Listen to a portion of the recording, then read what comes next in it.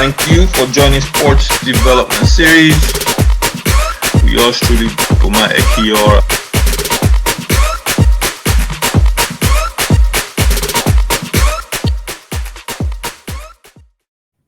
Adewale. Hey, my guy. Good evening. How are you? How far? Welcome. Yeah.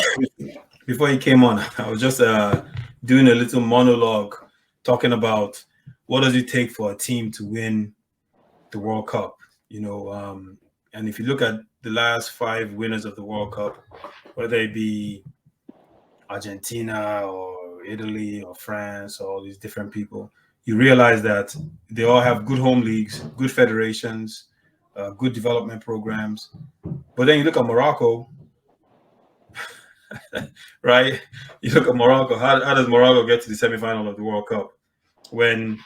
So I don't know what your thoughts are, but it seems like there has to be an extra factor that plays a role in why these people also do well. All these countries do well. What are your thoughts? Well, there are key factors. Some of the key factors are that you need to have a good federation. You must have individuals who know how to manage resources. You don't just have a federation without having what it takes to manage what you have. You understand? Unfortunately, in the last few years, Nigerian football has not have the kind of FA chairman, talking about FA president that should be able, that has the capacity to move Nigerian football to the next level. In 2010, when Aminu Megari won and became the president of Nigerian Football Federation, I want to say that we call it the village intelligence. He was somebody that didn't go to school. He never had the kind of qualification we expected of an NFF president, but he had what they call the village intelligence. That is what he says, that as far as he didn't go to school, he also understands what it takes to manage football because he was a footballer. So he was able to manage what he has to get what he wants to get. He was able to get the kind of people that should come around him. The chairman of the technical committee at that time was Christopher Green. And of course, Christopher Green, before then, was the FA chairman of Rivers State. He was also 2-time board member of the Nigerian Football Federation. He understands what it takes to manage the technical committee. And the results started coming. Of course, under Aminu Megari, the NFF won 13 trophies, 13 major trophies under Aminu Megari. That was between 2010 and 2014. Then Amaju Pinnick came into office. Amaju Pinnick is very intelligent. He's got too much on his head. But again, he does not have the managerial capacity to lead Nigerian football. You need people who, beyond seeing what you have seen outside, beyond moving with FIFA and CAF, beyond every other thing, you must also have the capacity to manage human beings. Amaju Pinnick was so lousy. He talks anyhow. He insults players. He had issues with players like Victor Moses. And that was why Victor Moses retired from the national team at the age of 26. And of course, he also had issues with Ahmed Musa and so many other players. Wait, what kind of issues would he have with players? He shouldn't be having a lot of interaction with the players since he's not the coach, right? So, of course, you know that under Amaju Pinnick, there were recorded cases of him going to the camp of the Super Eagles, even at halftime, to say he wants to speak with the players. It has happened more than 3 times. Even in the match against Ghana, Amaju Pinnick walked into the into the dressing room of the Super Eagles and said he wanted to speak with the players. In fact, he even took the chairman of Air Peace to go speak with the players at halftime of that match against Ghana. You see, those are things that have happened under this man, and the majority of those things culminated, combined to put our football where it was before he left office. It's a sad one because, like I said, it takes a lot. You must have so many qualities to be the president of an FA. Now, you mentioned Morocco. Beyond the fact that Morocco have a government that has passion for football, they have passion for sports. And that's why Morocco has over 30 World Cup standard pitches. That is football pitches in Morocco. Of course, when FIFA gave them the money to build, to build sports centers in all the countries of the world, Morocco collected their own money and they started building stadium in almost every region of Morocco. Of course, our government, Amadou Pinnick and others got the money and they refused to do the same. And that was why Amadou Pinnick was telling people like me, who were very close to him, that he needed another tenure in office, that they should give him a third term because now he wants to start building pitches and building stadium. And of course, it was too late because he had the opportunity for 8 years. He never did anything different. So I think that like I said, we have not been able to have presidents of the NFF who have the capacity to make changes. We don't have individuals who have the interests of Nigerian football at heart. And of course, over time, it has left us where we have been. And we just hope that Ibrahim Gusau, I'm sorry to say, it seems that he doesn't even have that capacity to. So we might just wait another 4 years. But let me ask you this. You said Magari was much more, well, he won more trophies. Did he have better management style? Was the federation more organized? And if it was, what was the main difference? Because I remember that time too. I mean, why was his tenure, I guess, more organized and more successful, if you want to put it that way?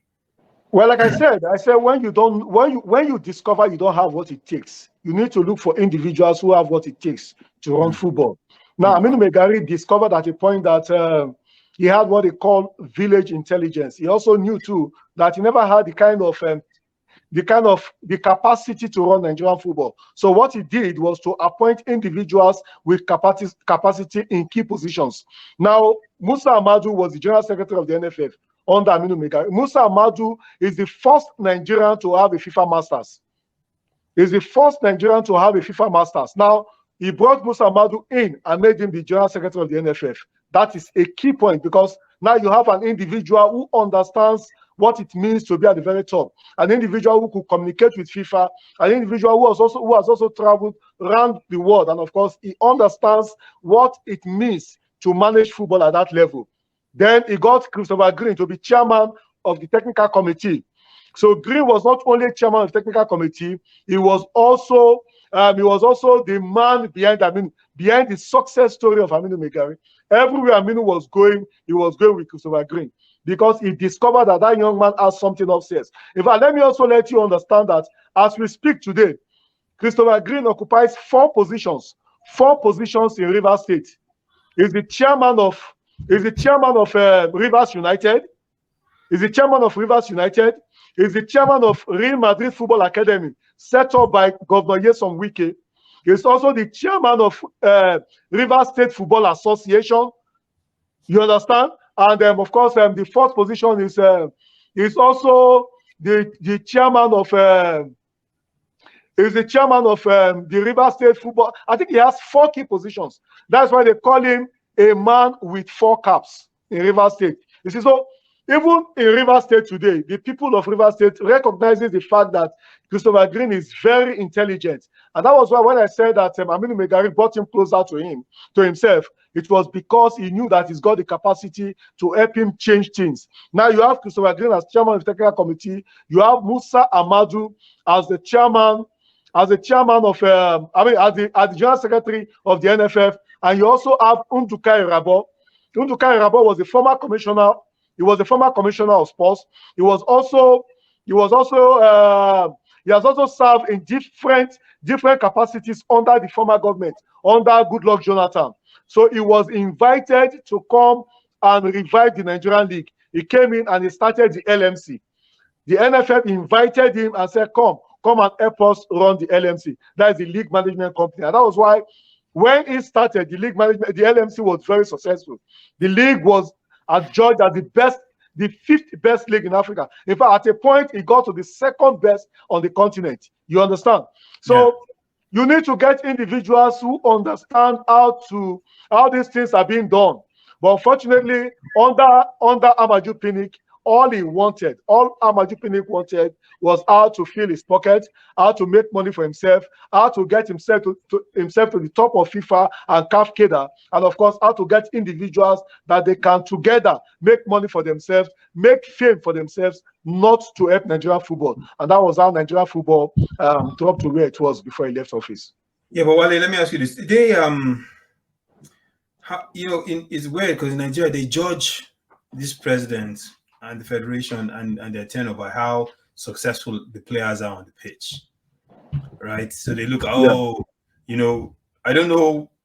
I'd like to get your thoughts because I don't know whether or not that's right or wrong, but I do know that that's what I judge it by a different standard. I Okay. look at it also from the standard of, how much money is the organization making? Are they still dependent on government to finance themselves and survive? Like you said, how many football pitches have they built? How many development programs have they created? I look at those things. What is the financial stability of the whole organization? But a lot of Nigerians look at it more so from what did they win? Did they qualify for the World Cup? And if you look at Pinnick's tenure, I'm not defending him, but if you look at his tenure, they won AFCON, right? No, he did not. Didn't they win AFCON with Keshi? He didn't win. He didn't win. No, Aminu Megari won AFCON with Keshi in 2013.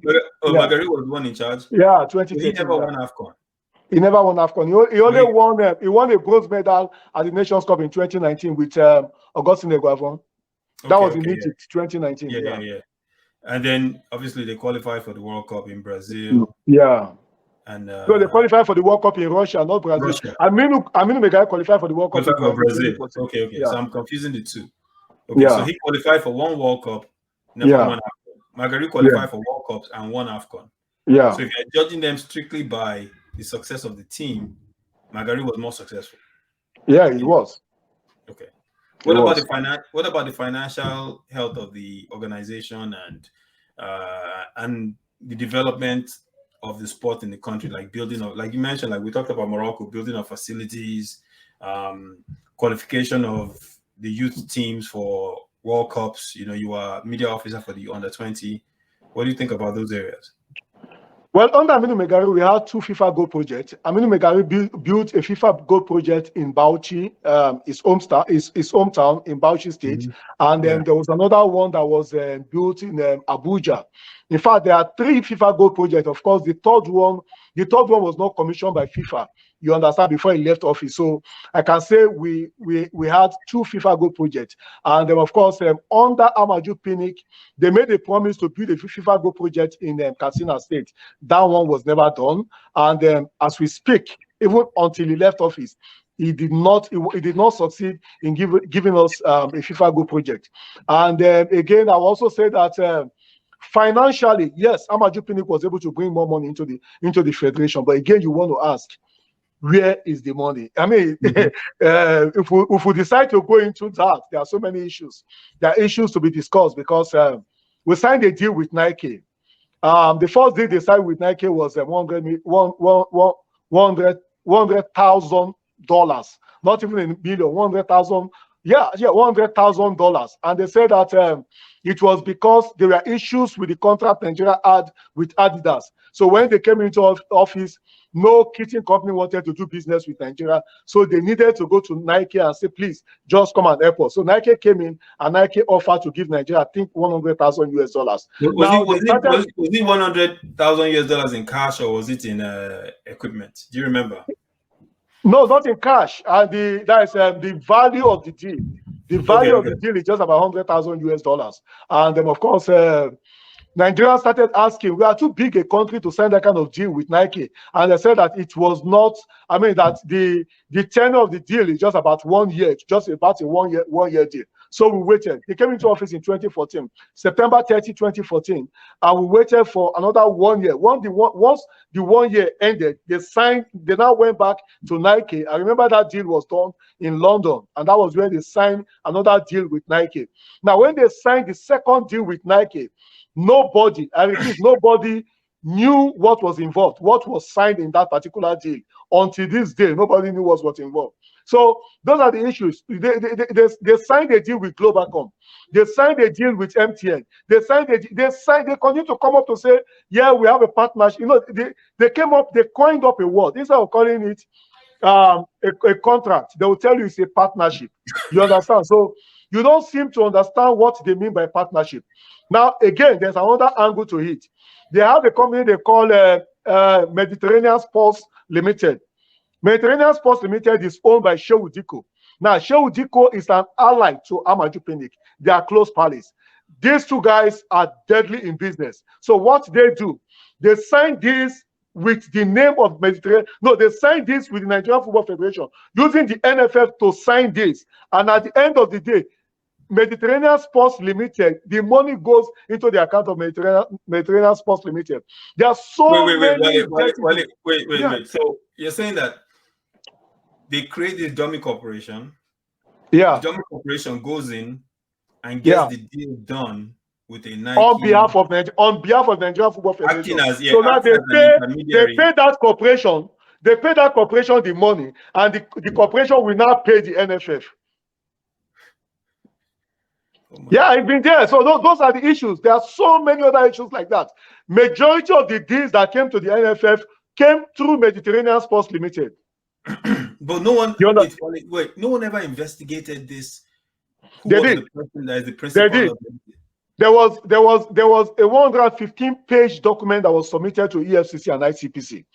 Those guys went to EFCC and ICPC for close to 8 years of their days in office. In fact, they had over 30 cases in court. People were taking them to court. They were also going before ICPC and EFCC. But my brother, for that 8 years, they survived it. No Nigerian believe that those guys will not be in prison by now. But how they survived it, only God knows, because they've got enough money, they've got cash, they have connections, and of course they have people in government, so they were able to survive it. And of course, if you have not been able to hold somebody right down the line, there's nothing you can do. You just accept the fact that they were all accusations. But the thing is, well, okay, so you survived it. This last election, yeah, Shehu Diko ran. He ran again. Yes. Yeah. And Pinnick has now moved up. He's now a FIFA executive. FIFA, yeah. Yeah. So all these things didn't affect them in any way because they were never convicted of them. They were not, yeah. Yeah, because like I said, these guys have connections. They know too many people. Correct. Before Pinnick went in for the let me tell you, before Pinnick went in for the FIFA Council election, there was a 115-page petition that was sent to the FIFA Ethics Committee. The FIFA Ethics Committee sat, they had a meeting, they looked at the petitions, and after looking at the petitions for close to 1 week, they came back to say they found him not guilty. The reason being that majority of the charges that were put against Amaju Pinnick are domiciled in Nigeria. They are offenses that are committed against Nigeria, not against FIFA. You understand? And I said that there was nothing they could hold him responsible for. And that the money is stole. The money they claim is stole. We are not FIFA money. And that there is no way FIFA can say that we have it on record that this man stole the money we gave to them. Now, the people that petitioned them, now let me tell you what happened. After the 2014 World Cup, you know, Aminu Megari was president of the NFF until September 30, 2014. Now, after the 2014 World Cup, there's a money that is given to the NFF, that is given to the Federation as money for participation. That money as at then was $2.5 million. You understand? Now, unfortunately for Aminu Megari, he left office on September 30th. The World Cup took place between June and July. The money from FIFA will not come out until December. So when he left office in September 30th, the money came out in December, and Amaju Pinnick was the president. You understand? So Amaju got hold of that money. That participation money, 2.8 million, 2.5 million. In 2018, the same Amaju was in office. He was the one that went to the World Cup in Russia. He was there in December when that money came. In fact, in 2018, the money has moved from 2.5 million to about $8 million. Now, those money, when they come, it goes direct to the NFF coffers. It was because of this same money in 2014 that Musa Amadu was sacked in 2015. Now, like I told you, Musa Amadu was the general secretary under Aminu Megari in 2014. When Aminu Megari left office on September 30th, 2014, Musa Amadu was retained by Amaju Pinnick as the general secretary. You understand? So when that money came out in December, They were supposed to use that money to build FIFA complexes, to build build pitches. You understand? To use it to, because normally FIFA will tell you this money is for football development. That is the title, the tag given to the money. So when the money came in, Musa Amadu called Amaju and said, look, we have this money and we need to use it to develop football from the grassroots. And when they say football development, it means that you can build stadium, you can build pitches, you can do so much for grassroots football development. Now, immediately Musa insisted that that was what the money was meant for. Amaju told him, if you know you want to keep your job, then take your eyes away from that money. He said, I have made promises. You understand? He said he has made promises. Yeah. And what are the promises? He had to make a promise to get the NFF presidency in 2014.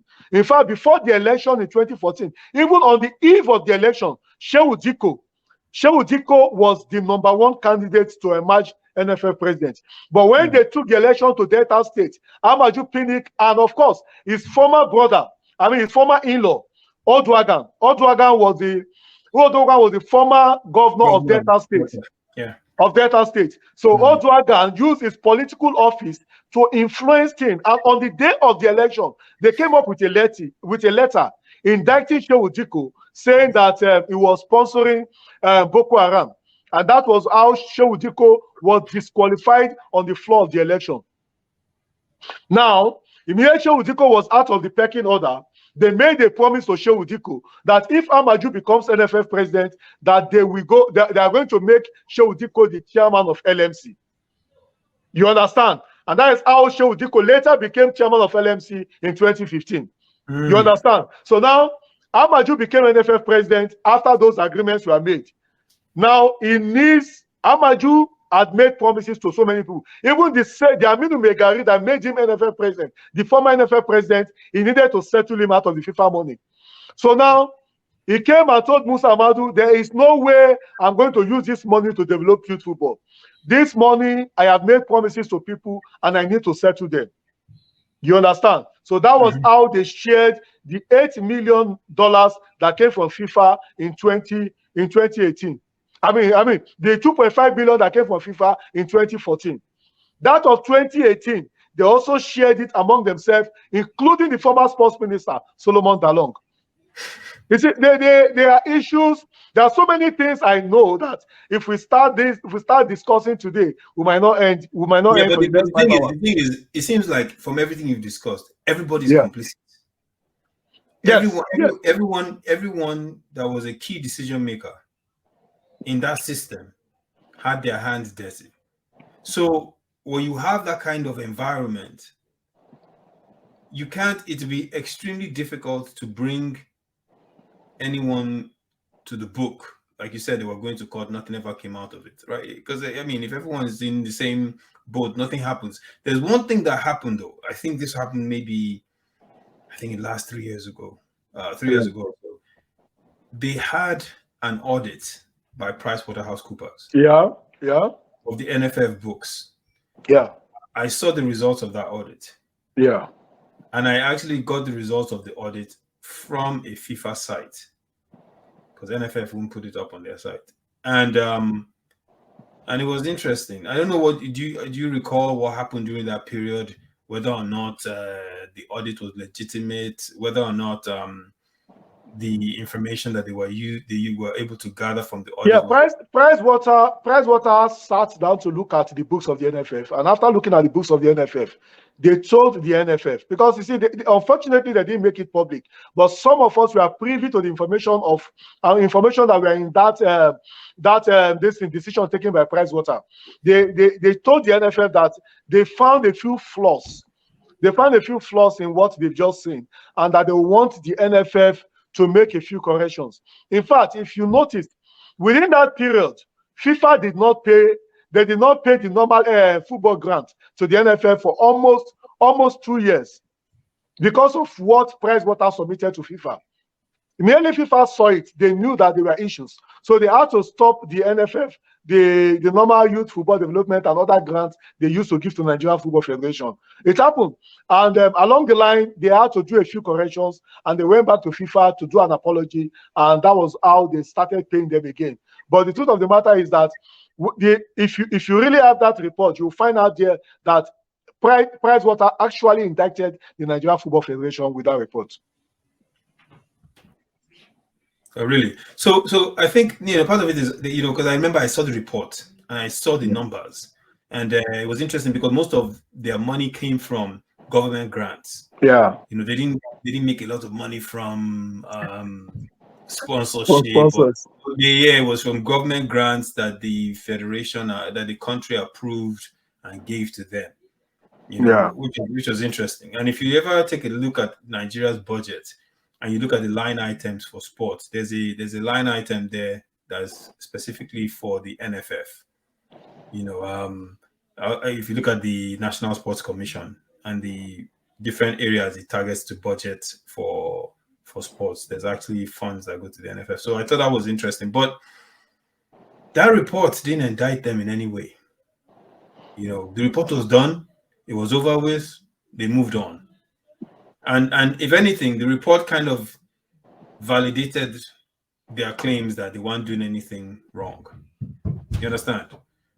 So it was a very interesting piece there, that period. I don't know if you have anything to add about that period and what your experience is, but I remember clearly because the narrative became, oh, well, look, Pricewaterhouse came, independent auditor, they came, they audited our books, they didn't find anything. Therefore, we're not stealing any money. You people leave us alone. Well, that has always been their defense, and like I said, except you don't. I wish I had that report before I came on air. I would have been able to read part of the report to you.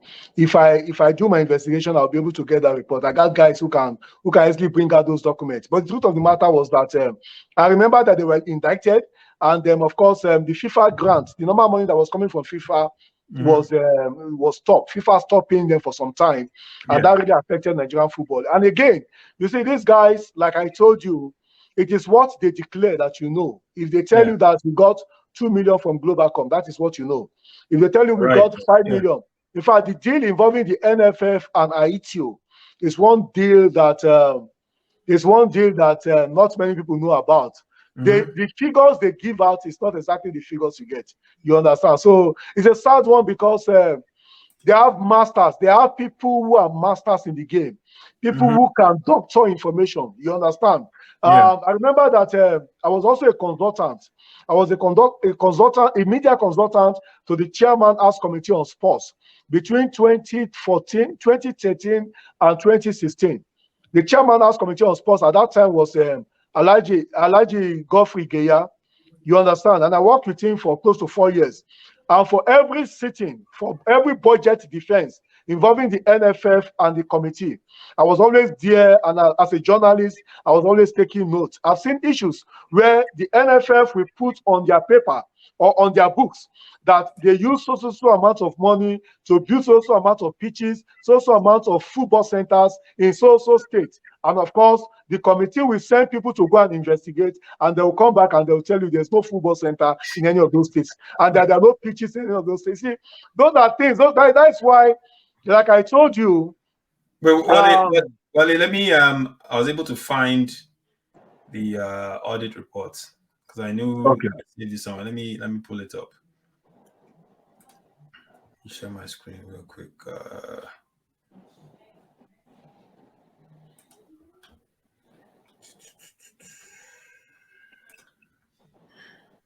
Not sure how this will come up, but let's see.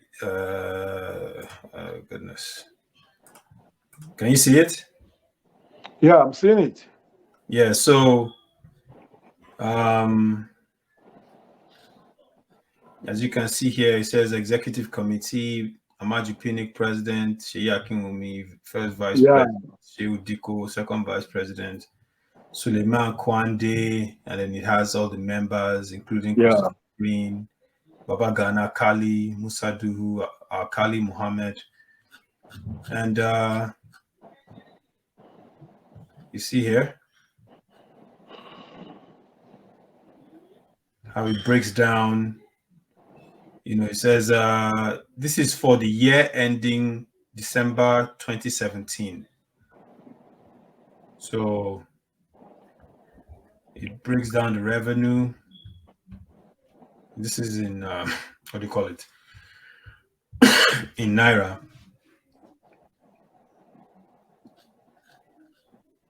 And the General Secretary, Mohammed Sanusi, signed it.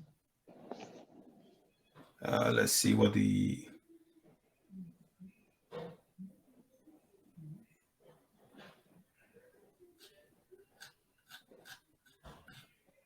It was signed by Amadou Pinnick on October 2018.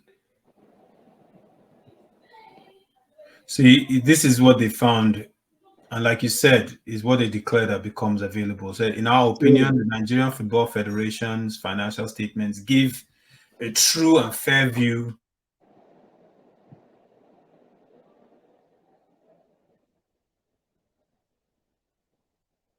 and of its financial performance ended in accordance with the International Financial Reporting Standards and the requirement of the Nigerian Football Federation Statutes and Financial Reporting Council of Nigeria Act. So, according to financial statements, which comprise of the statement of financial position as of 31st December, the profit and loss and comprehensive income for the year ended, the statement of changes in equity for the year ended, statement of cash flows, and the notes of financial statements. And it was interesting. Let me go to what they found.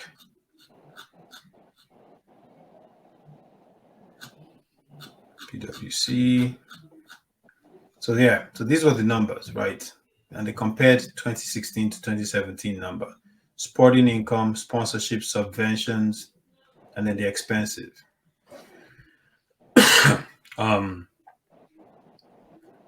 As you can see, most of their money came from subventions. This is essentially government money right here. Yeah. More than the second one was sponsorship, and then the sporting income. The sporting income, let me show you where they have the definitions of this thing. The sporting income, I believe, and these are the assets, the current assets, non-current asset liabilities, and the rest. The sporting income, I believe that is money that comes from FIFA. Yeah. So yeah, this was it. If you want offline, I can send you a copy. So you can send me a copy. Yes, I'll need a copy. Yeah, this, and I believe this was the old address, the Olusegun Obasanjo. Yeah. On Wuse, yeah. So yeah, this is the document. I remember pulling this a while ago, a couple of years ago, and just looking at it. But I think the point you made is a good one, in the sense that is what they share with. Yeah, it's what they share with Pricewater. Pricewater will audit. I mean, it's the document you get that you audit. You don't audit what you don't know. You understand? Like I also said, they audited it based on the NFF account, but they don't know that there is a private company between Amaju and Deco that they were using to send this money into the account. The money comes through. There's a third party. There's a third party arrangement which under normal circumstances is not allowed under FIFA. So there are so many things involved. Like I said. Yeah, no, yeah, it is a valid point. As you can see here, see the revenue recognition. Sporting income represents receipts from participation in FIFA, continental and national sports commission sporting activities. So they get, that's what accounts for the sporting income. The sponsorship is the sponsorship they get from direct sponsorship deals. And then the subventions is the annual subventions from the federal government of Nigeria through the Office of the Accountant General of the Federation. So the subventions part, that's the money they get from the federal government, accounts for their largest amount of income. So yeah, I'll send you a copy of this as well, so you can see it. But yeah, it's very interesting, my brother. I think you know, but the question is, where do we go from here? Right? So we have a new president, right? He comes in on the eve of a failure to qualify for World Cup, on, our league is failing. We haven't won CHAN ever. I don't think we've ever won CHAN. We have not. Yeah, our youth teams, U20 and U17, both failed to qualify in the last run. So we haven't made an appearance in the youth global tournament in how long. You would know better than I was. You were the media officer. It seems like everything is falling apart in the house. There's not one thing you can point to that's a success story. And usually what we use as success story is what happens on the field, because that's the only thing we can't celebrate the financial management of the organization, or we can't celebrate the strong organizational structure of the federation, So what we celebrate is when we do well in tournament, and we haven't. They hired this guy Pissarro. I don't even know. Nobody knows what he's doing. At least Janet Raw, we would track and follow and understand. You could see the effort. This guy, we don't even know. So I don't know, what are your thoughts? And then we have this new president that comes in. I don't know anything about him. So let me tell you a little bit about Ibrahim Gusau. Ibrahim Gusau is a staff of the Zamfara State. How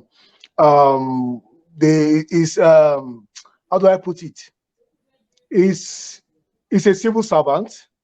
Ibrahim Gusau is a civil servant in Zamfara State. He's been chairman of Zamfara State Football Association for more than a decade. And then, of course, he was part of the former NFF board. In fact, he came in as, the first time he came to the secretariat was as far back as 2011, when the former NFF president, Aminu Megari, brought him to the NFF and introduced him as his personal assistant.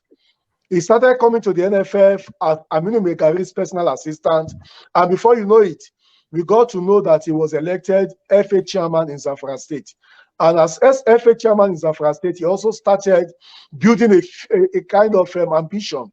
And along the line, he was elected into the NFF board under the leadership of what they call him, Amaju Pinnick. So he came in with Amaju Pinnick in 2014 and was there with Amaju Pinnick till 2022. Now, the funny thing with Ibrahim Gusau is that he was a lightweight. When he first came into office, when he first came into the board, he was a lightweight. He was not that powerful. But he was lucky because he became the chairman of chairmen. What it means is that he was the chairman of all the FA chairmen. Now we have 37 FA chairmen. And once you are the chairman of chairmen, it makes you the the fourth most powerful member of the board. So you have the president, you have the first vice president, you have the second vice president, who is the chairman of the LMC, and now you have the chairman of chairmen. So those are the four most powerful members of the NFF hierarchy. Now, as chairman of chairmen, he took advantage of his position and his closeness to the FA chairman to start plotting a coup. So when it became obvious that Amaju Pinnick wanted to go for a third term, it was Ibrahim Gusau that called the chairman together and said, look, we are not going to allow Amaju to achieve his third term ambition. And he was the first man to tell Amaju that he wants to come out and contest as NFF president.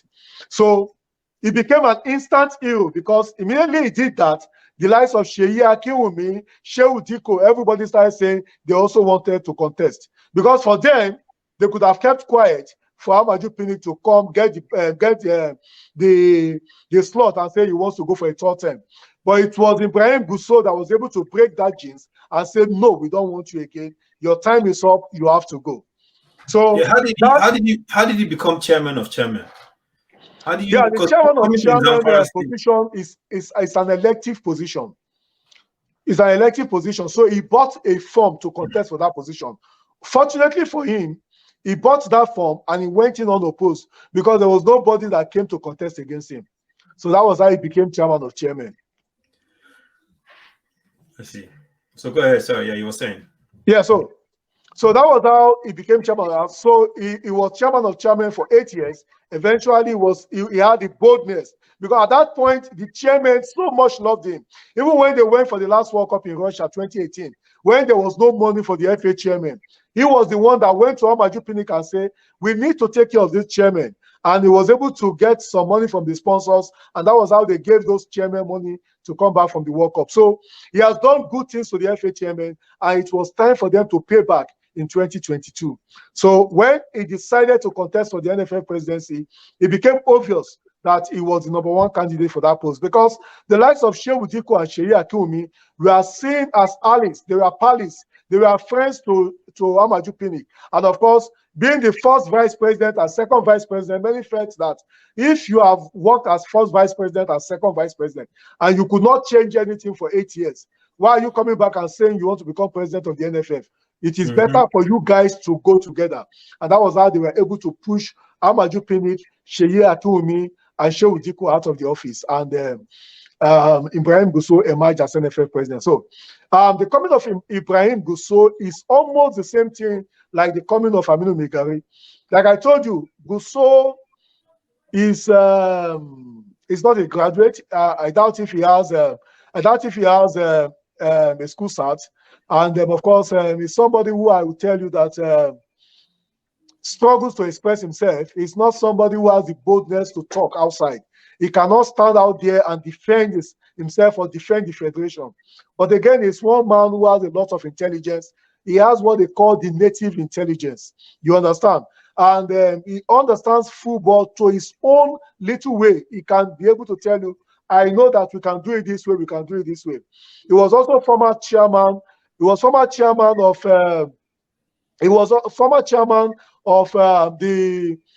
what do you call it? Match Commissioners Appointment Committee under Amaju Pinnick. He was chairman of Match Commissioner Appointment Committee under Amaju Pinnick. Then, of course, he was also the chairman of chairman, like I told you. So, does he have the capacity to change Nigerian football? The answer is no. But we have people in the board that have got what it takes to help him change Nigerian football. I think the answer is yes. We've got a few individuals that are very knowledgeable, individuals that, if given the chance, they can change a few things. Ayan Siago is the chairman of Enyimba Football Club. He's been chairman of Enyimba Football Club from 2002. He was part of the team. He was the chairman of the team that won the CAF Champions League back-to-back 2003 and 2004. And of course, you also have Aisha Falode, who is a former journalist and also the former chairman of the chairperson of the Women's League under Amaju Pinnick. But then she was appointed. Now she's voted into the board, so she has a say. Then she was appointed, so she could not say anything, because if she talks, they can tell her, we appointed you, will sack you. But now she has been voted into office, nobody can sack her, so now she can talk. We also have which other person? We have a young man from Akwa Ibom State who is the chairman of the Akwa Ibom State Football Association. Is also in the board, and one or two other guys who I think can talk. You understand? But like I said, unfortunately, his native intelligence is making Ibrahim Gusau beginning to think that this is more like a tribal or religious thing. I mean, he's taking too many of his tribal men along, and they have started taking decisions that are odd. Now, if you came into office and the first thing you did was to set up a task force. They called it the Youth Football Task Force. That task force is led by the chairman of Katsina FA. His name is Aminu Balile, who is the chairman of Katsina FA. And of course, you also have the chairman of Abuja FA, that is FCT FA. His name is Abba Mukhtar. And of course, the third person in that task force is Bukola Olakpade, who of course, you know, is the former commissioner for sports in Ogun State and football marketing guru. So the three of them, we are appointed to head the football task force. Now, what is the duty of the football task force? Their duty is to go source for money to help our youth national teams to qualify for major competitions. I think they started well. They got the money. the under 23 team, has qualified for the.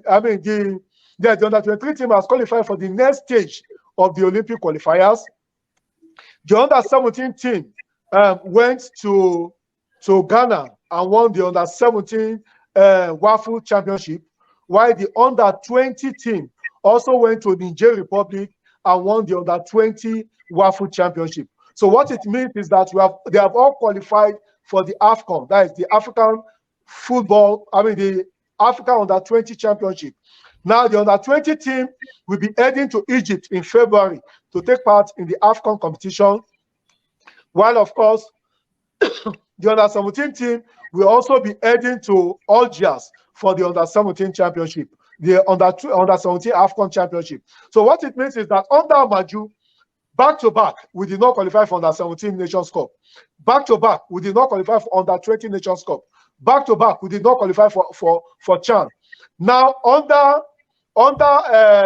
Gusau, we have qualified for the AFCON, and I can tell you, I can beat my chest to tell you that we have got two very good teams.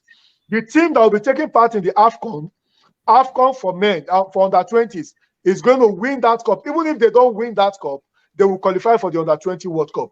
That is because I have followed that team, and I'm telling you authoritatively that we have got a good team for the under 20 team. That's the team with the coaches are Ladan Boso and Unduka Ladan Agbade. Boso, yes. Ladan Boso, yeah. And then Unduka Agbade is U17, right? Well, under 17, yeah. So the under 17 team is led by Unduka Agbade, and of course, it's got some wonderful young coaches that are working with him. And I must also tell you too that that's another very good team. Now, the reason why we are having good teams is the fact that for once, we have people who have been able to source for money to support these national teams. We also have people who have come out to say, look, whatever you want, we are going to give to you. And again, we have a federation that has told the coaches that we are not going to concentrate on the Super Eagles. We know that the strength of Nigerian football is in the youth national team. We want to concentrate on the youth teams. You understand? That is one good step Ibrahim Gusau has taken. And of course, it's going to take us places. Let me tell you a story. In 2016, we had the best under 20 national team ever in the history of Nigerian football. That was the team that had Victor Osimhen, the team that had Oji Okonkwo, the team that had Samuel Chukwueze, who is playing for Villarreal FC right now. We got some wonderful players. We had Kingsley Michael, he played for Bologna. We have Oji Okonkwo, who was playing for Bologna and later went to play for Montreal FC here in Canada. You understand? Those were fantastic footballers. Now, on the eve of our final qualifiers, we went to Sudan to beat Sudan at home. We went to Burundi to beat Burundi at home. We beat Burundi home and away. We played 3 qualifiers. We won all matches. We went to Sudan to beat Sudan at home. And it was just left for those boys to come back home and beat Sudan in Lagos. Now, this happened. On the same day they were going to play Sudan in Lagos, the president of FIFA, Gianni Infantino, was visiting Nigeria and was to be hosted by the NFF. The NFF was going to spend 100 million naira to host Gianni Infantino. And they've not paid these boys their backlog of match allowances and match bonuses. You understand? So on the eve of the match, the boys said they were not going to train. They decided not to train for 2 days before the match. And eventually they lost to Sudan. And that was how we did not qualify for the Under-20 World Cup that year. Now, on that particular day, I sat on the pitch and I shed tears. I was not crying because we did not qualify, but I was crying because I felt that one of the best sets of Flying Eagles players have been denied the opportunity to go to the World Cup and win the World Cup. You understand? Yeah. That is the team that produced Victor Osimhen, the best striker in Europe as we speak, if not the best striker in the whole world. He plays for Napoli Football Club. I watch all their games. He's a monster. Yeah. God bless you. So you see, those things, all this happened under Maju Pinnick. Everything under Maju Pinnick was just upside down. The young man never had interest in Nigerian football. All he was doing was to promote himself. He brought Gianni Infantino to Nigeria on the day we were playing a vital World Cup qualifier. just because he wanted to put himself on the books of FIFA, on the good books of FIFA, and because he had an ambition to become a FIFA committee member. So see, those things. The good thing with Ibrahim Gusau is that Gusau is not flamboyant. He's not flamboyant. He doesn't want to buy a private jet. He doesn't want to buy the best houses. He's an aboki who just thinks that he needs to make a name for himself. He wants to succeed. Ibrahim Gusau will be like Aminu Megari. You understand? He's going to be like Aminu Megari. The only thing he needs to do is to find individuals with the capacity to improve Nigerian football and put them in key positions. I'm disappointed in him because the election was done on the 30th of September. And as we speak, we are in January. We have September, October, November, December, January. We have 4 months. He has not been able to take one key decision on the way forward for Nigerian football. As at this time, we should know if he wants to continue with Peseiro as the chief coach of the Super Eagles. Peseiro is the worst coach we've ever employed. Nigerians complained about Ganotro, but I must tell you that Peseiro is even worse. Under Peseiro, we've played about 6 friendly matches, and we lost all the friendly matches. We lost everything. And nobody is even saying, look, what is this coach giving to us? But I know he's handicapped. Why he's handicapped is the fact that he cannot sack Ganotro. I cannot sack Peseiro. Now, Amaju Pinnick left office. They sacked Ganotro just before the World Cup qualifiers ended. And he left office. Ganotro took us to FIFA, and we have been made, the NFF have been made to pay Ganotro a backlog of outstanding money. That money now will not be paid by Amaju. That money is being paid by Gusau. So it will be difficult for Gusau to not sack Peseiro, a coach he did not employ. You understand? So those are the difficulties. As much as he doesn't like Peseiro, he knows that he cannot add another problem to his head, because as it stands now, he's still trying to pay the debt of Ganotro. He will not want to sack Peseiro, so that he will not start paying another debt. So those are the issues. But I feel that we must take a decision going forward. We need to tell Peseiro that we can give him an ultimatum. You need to win the next 10 matches. If you don't, you have to go. You understand? They should be able to sit down and review his contract. Let us look at what is on that contract. What are those things on paper? You understand? But I think a lot of these contracts, what they do is they make them very airtight. So his salary is guaranteed. If they fire him, they have to pay him. If they want to renegotiate the contract, it will come with a premium. Like they do all these things to make it. But you know one thing. You know one thing that I know. There's something that I know. In fact, I'm going to bring up that topic tomorrow. I'm going to call the sports minister and I will ask him a question. When they wanted to sign Peseiro, the sports minister told them, we went to the Nations Cup in 2022.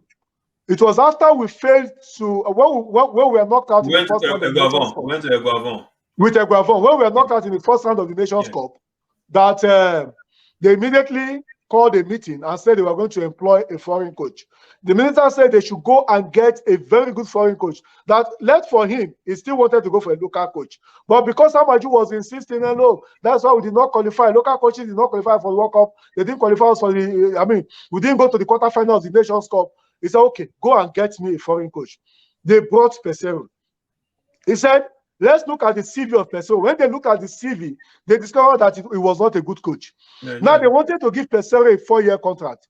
The minister insisted that they should give him a 1-year working contract. After that, if he performs, they can now renew his contract and now give him a 4-year contract. So I know that we have what Peseiro still has is that 1-year deal. I think it's high time the NFF and the ministry sit down and review his contract. If they can work on that, they can easily tell him to go, because that man will not take Nigerian football anywhere. But again, if you sack Peseiro, who can you employ? I agree with you that yes, we need to terminate this contract, because I've watched all those 6 friendlies you're talking about. Yeah, I've watched that. I've watched his approach to the team, the scouting, the way they are working, and I really do not see anything that he's bringing to the table. Nothing. So the question is, okay, if we sack Peseiro today, we as a country, we have to make a commitment.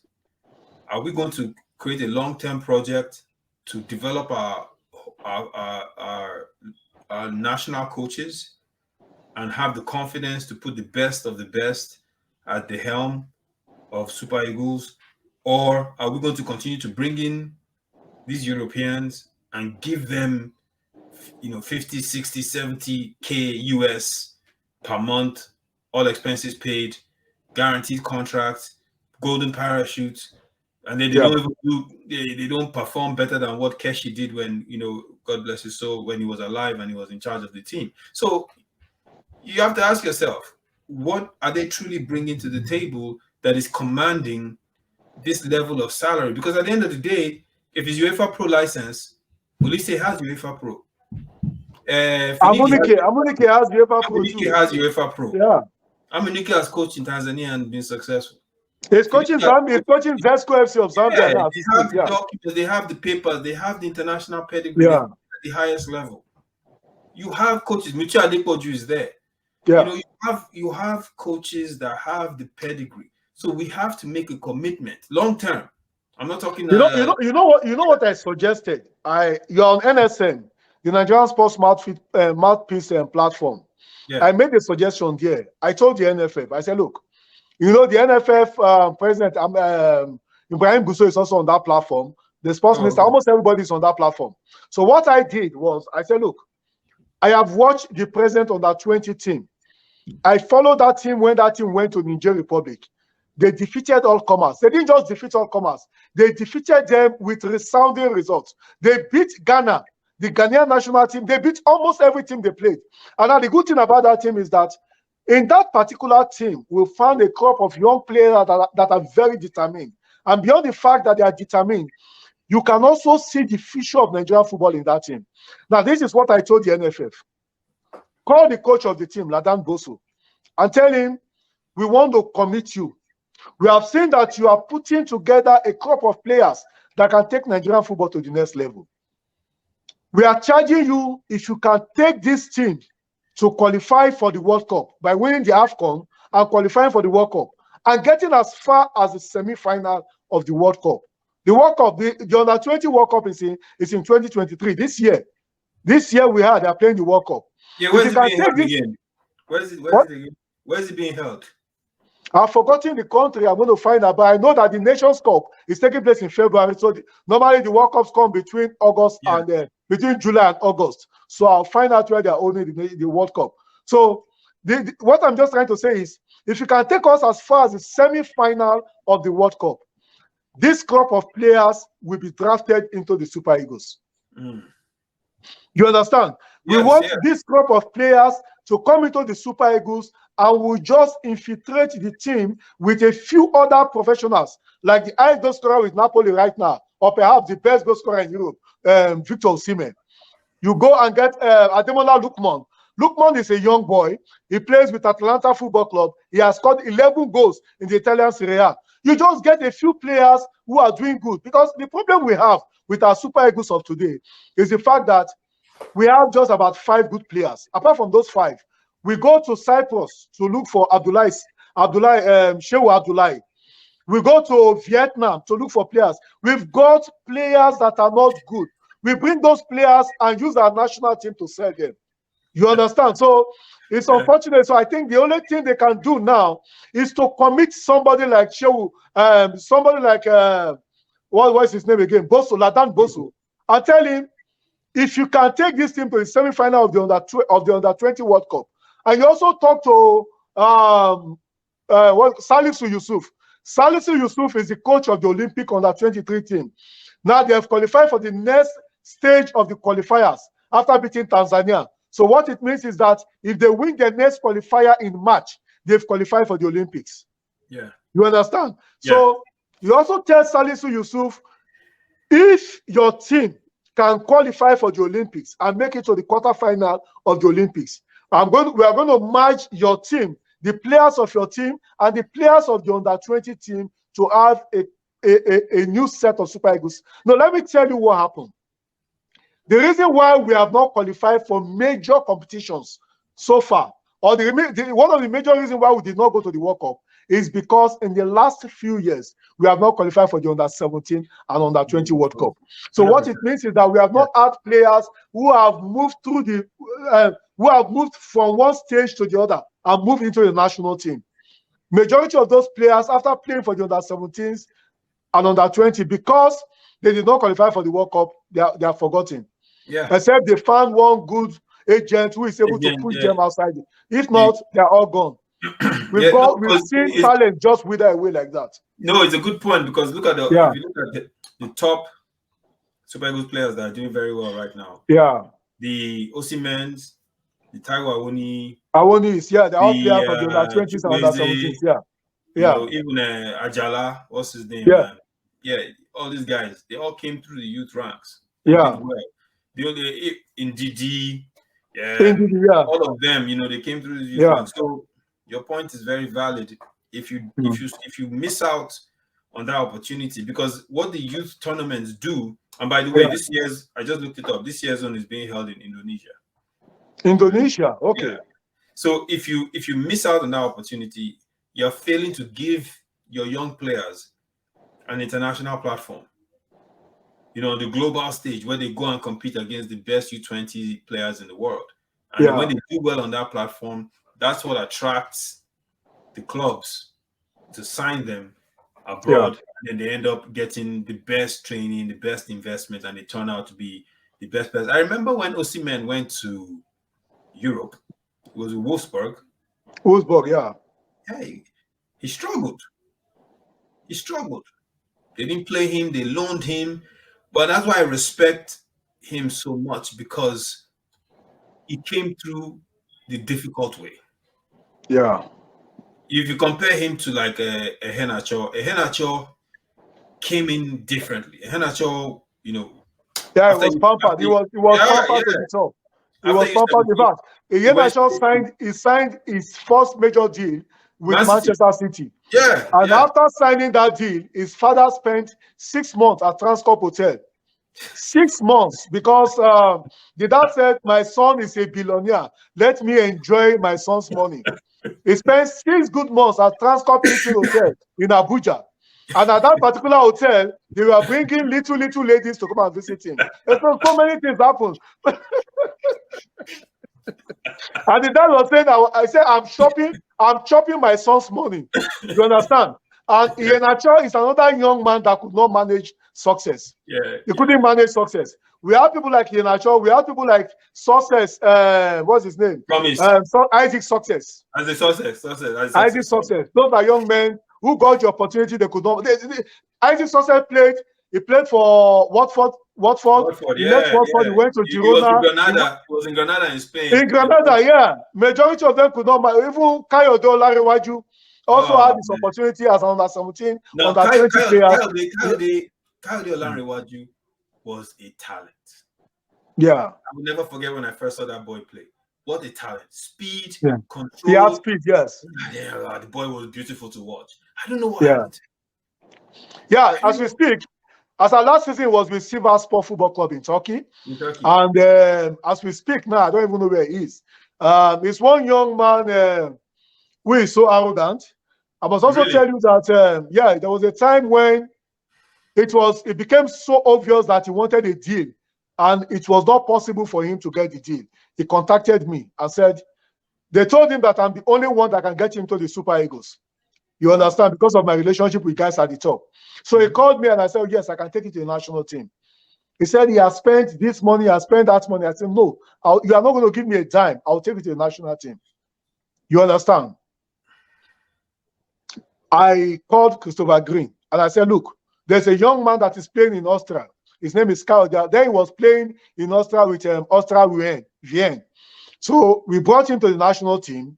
He had his 2 opportunities, and unfortunately, he could not meet up. It was after he got to the national team, played 2 matches with the national team, that he eventually got the deal to Manchester City.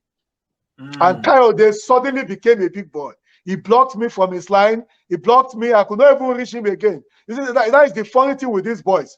They use you to get to the top and they forget you. But it's okay. Unfortunately for him, he got to the point where he got to Manchester City. Manchester City could not even unveil him before they loaned him out to Girona Football Club in the Spanish league. And after that, Girona gave him opportunity. He could not meet up, and they sent him away. And that was the end of Kayode. Yeah. No, it's not just him. You mentioned as a success to me. Yeah. Size, the boy had everything.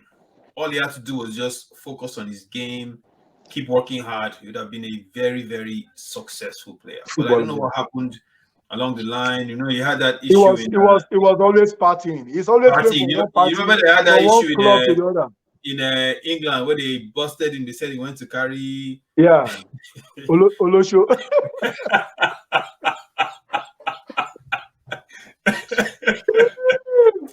Yeah, success. The same thing is happening to Iheanacho. As I speak with you right now, Iheanacho is having issues because the young man also likes partying. He likes enjoying himself, and I know that once Leicester City tells him to go, that will be the end of his career. That is going to be the end. The best he can get is going to be a Division 2 team. You understand? So because or else perhaps he will go to Turkey, play one season in Turkey, and that is the end. Because again, me and you know that most of those boys who claim they were under 17 then, we are not 17 years old. So those issues are always there to haunt them because it gets to a time when your body can no longer take it. You understand? That is what is happening to Wilfred Ndidi as we speak right now. Ndidi, because he got injured and he hasn't recovered. Yeah, age is telling on him. Age is telling on him. So and I like Ndidi. I like his demeanor. I like the way he plays. Yeah, he used to be the best defensive midfielder we had. After Ogenyi Onazi came Ndidi. Yeah, but so sad. But now we have a young man who plays with Reims Football Club in the French Championnat. His name is Ugochukwu. Lizzie Ugochukwu. He just told Pizarro yesterday that he's ready to play for Nigeria. So if we can get Lizzie Ugochukwu to play for Nigeria, if we can also get this young man that plays for Crystal Palace.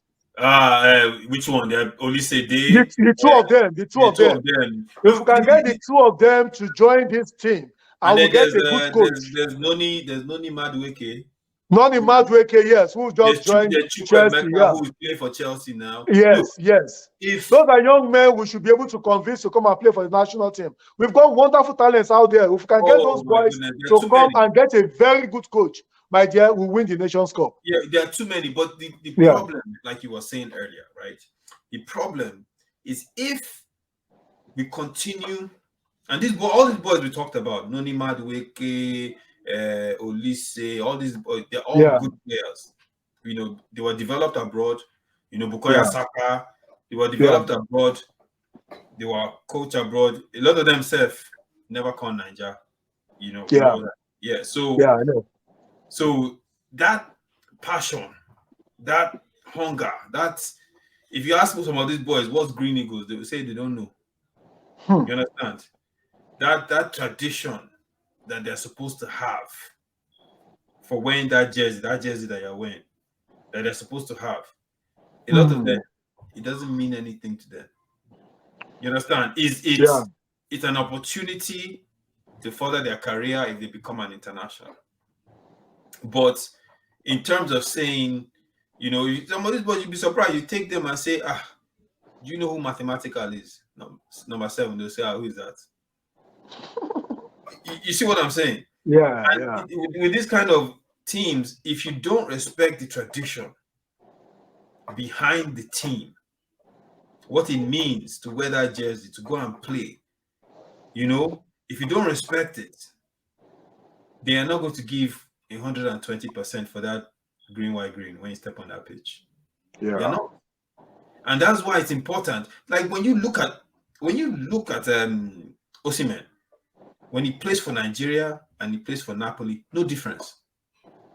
It's the same person. His determination is.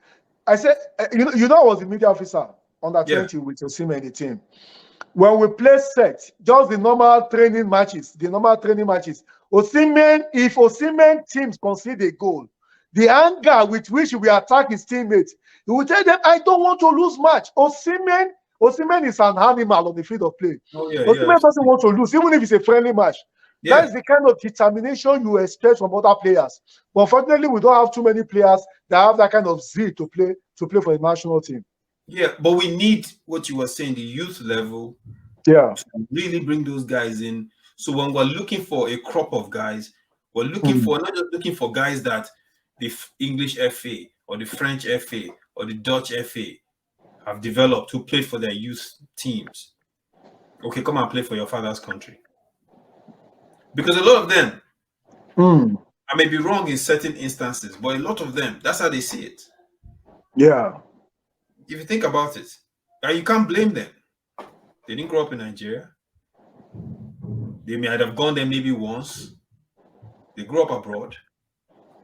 So they're playing for because their parents are from their parents are from there. They just were born and raised abroad.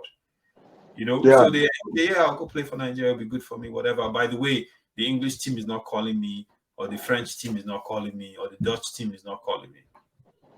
I look at the Bukayo Saka situation. Yeah. I don't blame the imagine that talent playing for Nigeria. Oh, yeah. Imagine.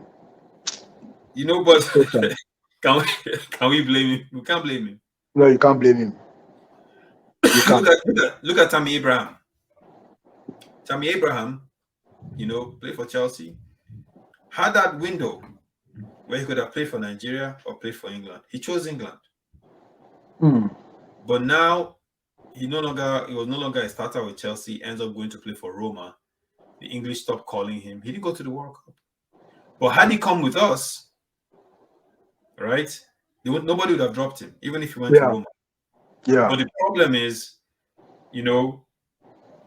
that connection, a player has to have that strong connection to say, yes, this is what I'm going to do. And sometimes some of them don't have it. But that the youth development, if we do it at home, then you have a larger crop of guys.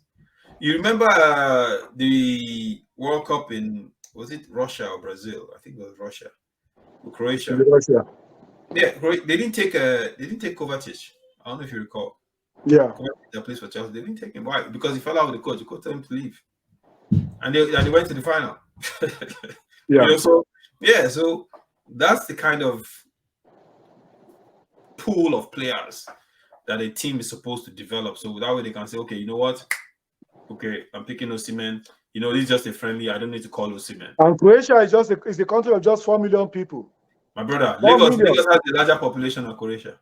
Yeah. Yeah. We should be able to find a Super Eagles team in Eko. In Lagos, yeah.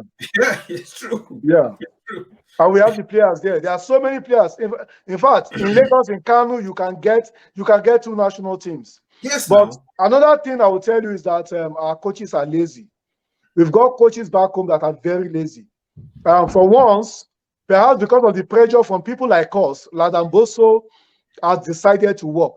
Before, Ladamboso will tell you, I'm going to this under-20 World Cup or this Nations Cup with 22 foreign-based players. He will tell you, no. If I don't have foreign-based players in my team, I cannot win. But we made them understand that you've got players back home here that can give you victory in any competition you go to. Yes. Now, most of these coaches are beginning to believe in those players. The under-17 team today, in fact, Boso invited 6 foreign-based players for this under-20 that is going to Egypt. And as we speak, out of those 6, he has decamped about 3 or 4. In fact, 2 of them are from Arsenal. He has told them to go. Can you see? Because they didn't meet up. They didn't meet up. So, you see, we've come to a time where we can boldly tell foreign-based players, look, you are not good enough. What we have back home is better than what you can give us. So please go back.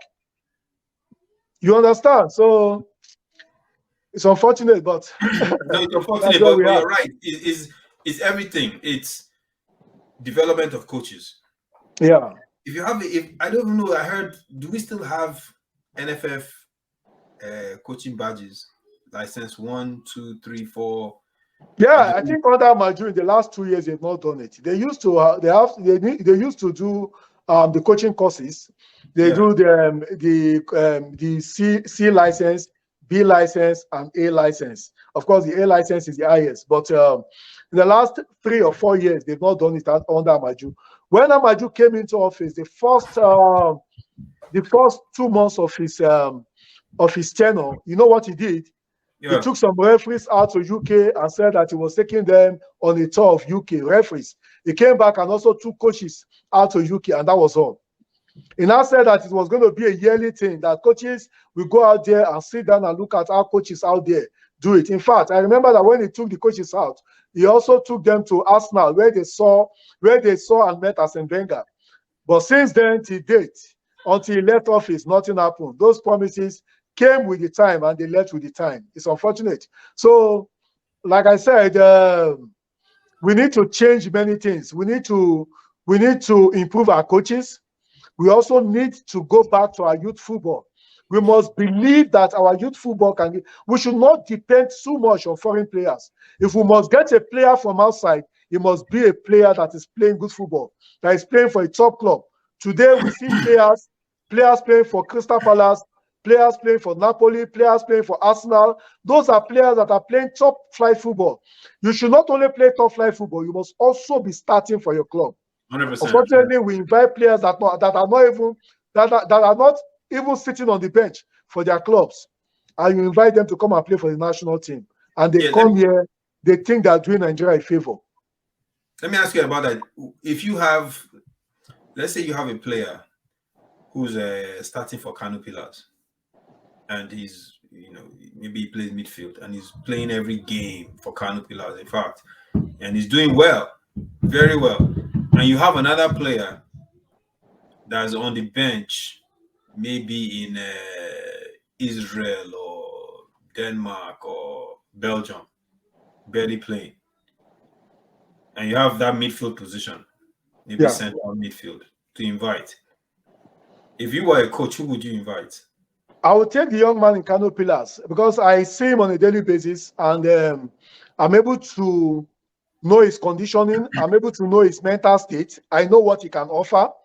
He's closer to me. I can easily talk to him and tell him, young man, I'll be inviting you to the national team in the next 3 months. But for between now and that 3 months, I will keep tag on you. I will monitor your performance, and I want to see what you can offer me. In that way, you are making him understand that he needs to come and fight and die for the national team. The young man that is in Israel is making money. He's in dollars on a daily basis. No matter what you tell him, he doesn't want to die for Nigeria. That's why players like Ademola Lookman came to Nigeria, played football, and he was not ready to die. Most of those boys are not willing to die for Nigeria. They just feel that they are doing you a favor. They are doing this country a favor. You look for players that are thirsty, players that are hungry to play for Nigeria. Those kind of players, in the days of Segun Odegbami, Christian Chukwu, those are players that wanted to die on the field of play. Samuel Okoroji played for the national team and died on the pitch. You don't have players like that again in the national team. You can never get them again. So we need to start looking at these home-based players. Now, I will tell you to go and watch a tape. Go and watch the video clip of a friendly match with Costa Rica just before the World Cup. I know we lost the that same game. Costa Rica team that defeated Japan and played a draw with Spain. I mean, okay, they almost beat Spain. They lost to Germany or so. Go and watch that Costa Rican team against Nigerian team. We lost in that friendly match. We played against the full team of Costa Rica with our own base players. We lost by 2-0. But my dear, go and watch what those Nigerian boys played. That is the same set of players that Salisu Yusuf is using to play the Olympic qualifiers in March. Majority of those boys are in that team. Yeah. Okay. Majority of those boys are in that team. So you see, I think we need to begin to believe in these boys, these home-based players. Majority of them want to fight. They also want to be like the individuals of this world. They want to be like the Kelechi Iheanachos. Kelechi Iheanacho was sitting under the NFF step, the step of the glass house as far back as 2013. He will come down there and he will tell us, hey, media, journalists, Mona help me now. Mona give me money, make I buy sweet, make I buy water. I need pure water. We'll give him money and we'll go and buy pure water and drink. The young man, as at 2013, was not known by anybody.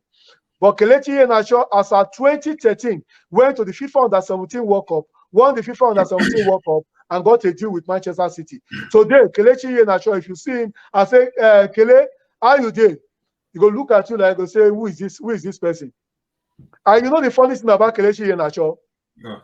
As at the time he was playing for under-17 national team, they were already calling him Papa. It tells you that that man is not a young man. The same thing with Kanu Nwankwo. When Kanu Nwankwo was playing for the under-17 national team, they were calling him Papilo. You know the meaning of Papilo in it? Bros, you could leave this talk, I beg.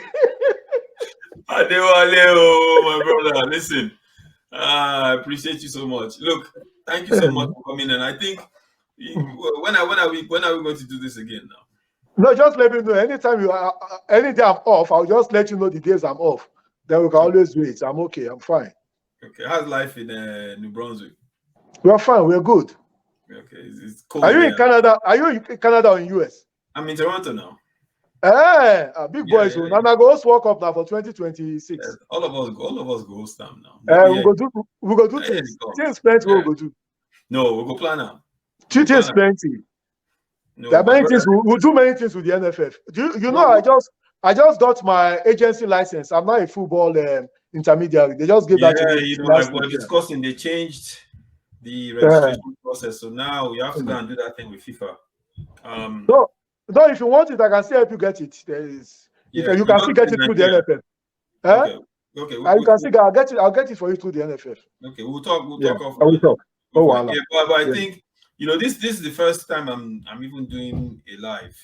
So I think that moving forward, maybe once a week. Okay. Like maybe this Friday will be a good time. Try and schedule live sessions just to bring in different people. But no, definitely good conversation, my brother. It's always a pleasure talking to you. I think I call you an encyclopedia of NFF. You're like you're like this wealth of knowledge of history. Yeah, look, we've been with them I've been with the NFF for the past 15 to 20 years. And of course, like I said, we have sat down to eat and drink. I've gone into their bedrooms, all of them. Amaju Pinnick, Shehu Diko, Gusau. I've been into their bedroom. I've sat down with Gusau to eat during Salah. Even when they are doing their Muslim, we sit down together, we break fast together. I'm a Christian. We break fast together. We do so many things together. So I know their families. I know their lifestyle. I know everything about them. So, of course, that's why if I talk, they don't want me to get angry. If they know that I'm getting angry, they say, Wale, please, because they know if I talk, whatever I give out is the truth. They know because I know them. I know everything about them. No, we'll talk some more. There's definitely a lot of things that we need to talk about. I think, but I like this conversation we had. I like what you said about Gusau. If he does have that kind of personality, then there might be hope for us moving forward. There is. I just hope that he employs the right people and put them in the right positions. What he did, he has been able to set up 4 committees. Normally, we have about 10 committees. He has only been able to set up 4 of those committees. Now, even the ones you set up, you have not inaugurated them. We expect that by now, he should be able to set up the technical committee. That's a very key committee. Set it up so that we can have technical men that can sit down with Pesero and tell us your program. We have World Cup qualifiers and we have Nations Cup qualifiers coming up in the month of March. Tell us your plans for Nigerian football. They can also call Salisu Yusuf and say, come, you are playing the Olympic qualifier in March. What are your plans for Nigerian football? January is gone. February is here. February is just 28 days. So we need to start talking to these coaches. You don't just put coaches there. You don't have people that can speak with them. That is why he needs to set up the technical committee. That is a very important committee. And another sad part of it is that we have the chairman of the technical department, Augustine Egwavon. Egwavon took us to the Nations Cup and was booted out in the second round. World Cup qualifier, Egwavon could not qualify us for the World Cup. The same Egwavon has been a monumental failure. I don't know why you will not make a man who failed woefully to become the chairman of the technical committee. That is the sad part, because now they said they were going to sack all the coaches that failed to qualify for the World Cup. You sacked Amunike, but you did not sack Egwavon. You pushed him up to chairman of technical committee, and you put Salisu Yusuf as the coach of the Super Eagles Team B and also the coach of the Under-23 national team. Are you saying Amunike is the problem with the Nigerian national team? No. No. If you want to sack them, sack everybody. If you're not sacking everybody, then it means that there are issues, there are sentiments. Salisu Yusuf is the pride of the North, and that's why nobody can touch him. Augustine Eguavon is a brother to Amaju Pinnick. He's from Niger Delta, and that's why they refuse to sack him. Amunike is the prodigal son. He doesn't have anybody that could fight for him, and they told him to go. Today, that is the only person that is successful among all Nigerian coaches. He's coaching in Zambia. He's the coach of Zesco Football Club in Zambia. While Augustine Eguavon is busy collecting peanuts. I said he got the job with Zesco. Yeah, Zesco. He's done almost 6 months now with Zesco. And of course, they've started winning matches. You understand? But Eguavon is busy calling himself chairman of technical committee when the national team has not played the match for the past 3-4 months. What chairman are you doing? You understand? And Salisu Yusuf is there too. Of course, Salisu Yusuf has not been paid for 13 months now. The last time we spoke, he told me, Wale, after a friendly match, the Super Eagles played in the US, he said he could not even get money to buy Tom Tom at the airport to bring back to his family back home. That's how bad things are under Amaju. Coaches have been there for years and they've not been paid. You owe local coaches, you owe foreign coaches, and you make so much money from Ekiyor. And you say, oh, our books are okay. We are not, Pricewater has declared us free. My dear, ask them where are those money going to? They will put it there that they spend that money on the national team. They paid coaches' salary. They paid this one. They paid this. But the coaches have not been paid. And you have put it on the paper you get to Pricewater that you have paid all their money. You have paid all outstanding bonuses. Let me tell you a story. Do you know that the money they were owing Chukwueze and Victor Osimhen as far back as 2016 have not been paid till today? That was when these boys were in the under-20 national team. The same Chukwueze and Osimhen have been used. They've been used as players in the under-23 national team and the Super Eagles. They've played the Olympics qualifiers. They play for the Super Eagles. And yet you are still owing them money from the under-20s of 2016. That's crazy. Bros. It's well. Man, you do it. It is well. No problem, my brother. Maybe we talk. So okay. Go ahead and no problem. We'll talk. All the best, man. Yeah. All right. Okay, I don't end that more.